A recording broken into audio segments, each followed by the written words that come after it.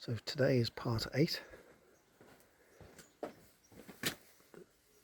Calipers have been bled, they're fine now, front and rear of course.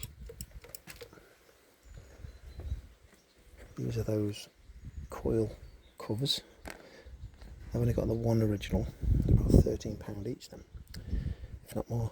So I've knocked up 2 from using that as a template.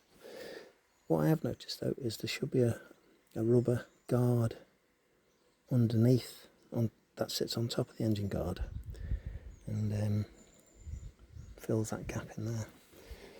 I only just realised that. I should have realised that earlier because there was one on that. It's ordered second hand. I think it was a tenner.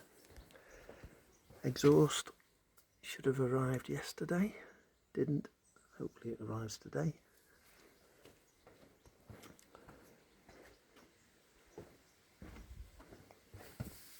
Sprocket covers back on.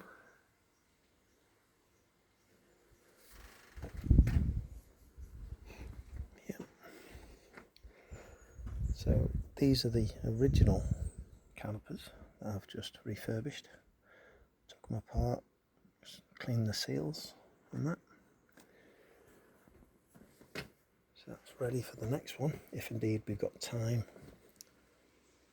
to do another restoration of one of these.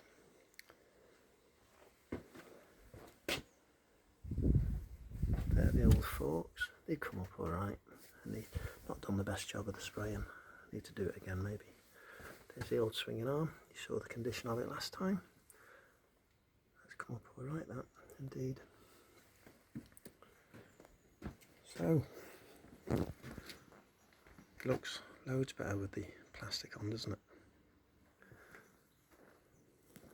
it? So don't forget it was a ghastly purple and black beforehand. So yeah, it's coming along quite nicely now.